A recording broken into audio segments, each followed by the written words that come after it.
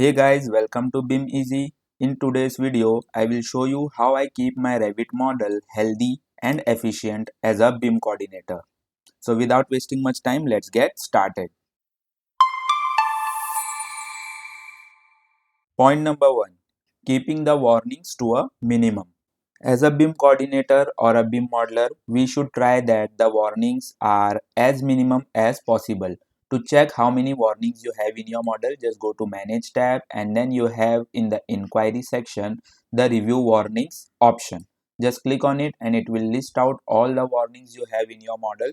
Sometimes there may be warnings which say that can be ignored, but I suggest you do not ignore those warnings also, because too many warnings slows down the model and make the processing harder for the software. You can even export your warnings into an HTML report for your records, but I suggest you keep the warnings as minimum as possible. Try to keep them below 20 if possible. Point number 2. Keep the sizes of the families below 1 MB. Sometimes a single bad family can make your model unstable. So I inspect the family sizes on a regular basis. To do that, I use a free add-in which is very famous and the name of it is PyRevit. You can download it for free from the PyRevit website. I go into PyRevit, then I go to inspect, then I click on list family sizes. Then I click on the sorting options as size, and now you can see the progress bar over here. It will take around 2 to 5 minutes to process depending upon your project size.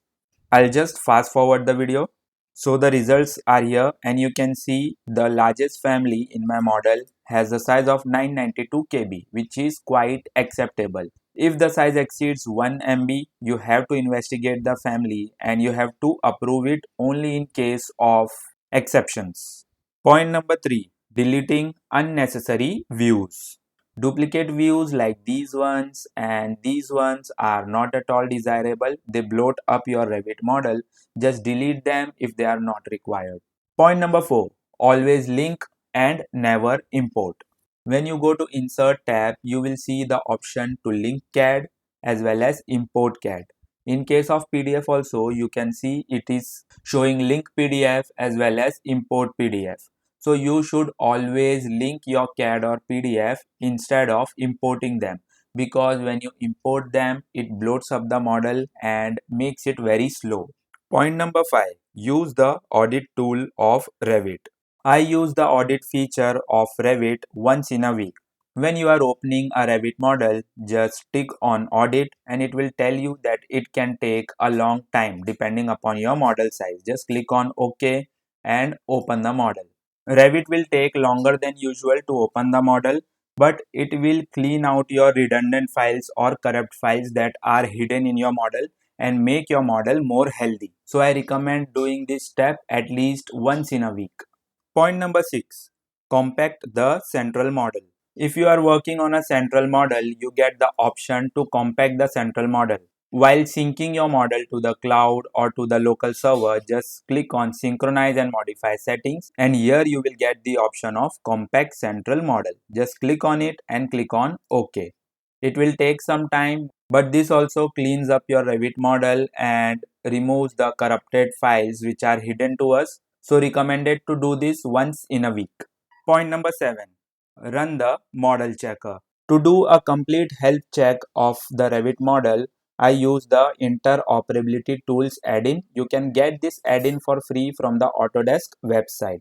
Just go into Interoperability Tools, then you have the option of Model Checker over here. For the first run, you have to set it up. Just click on Setup and you will see a list of templates, or you can say settings like this. So depending upon the version of your Revit, you can select it. For me, it is Revit 2024 best practices. I will click on it and click on OK. Wait for some time and here you will see the settings loaded. One step I would recommend over here is go to model elements and you can see that it will check the family sizes also. But we have already checked that in our previous step, so I will untick it. Otherwise, this process will take a lot of time for you because models are usually very heavy. I'll click on save and close. Now click on run. You can see we have selected Revit model best practices for Revit 2024, and this is the name of the model, and I'll just run report. We have to give it a few minutes. I'll just skip the loading part. Once the checking is complete, you will see a comprehensive report like this. You can analyze this report further and take necessary decisions. You can even export this report as an HTML, Excel or AVT. I prefer HTML exports over other options because it is more intuitive. I will show you. So this is the HTML report which shows the statistics of your Revit model. You will get all the information in this one report, and this will help you in taking necessary actions related to your Revit model health. So guys, this was it from my side. I hope you liked the video. If you found this useful, please subscribe to the channel because I will be bringing more videos like this in the future. Thanks a lot for watching.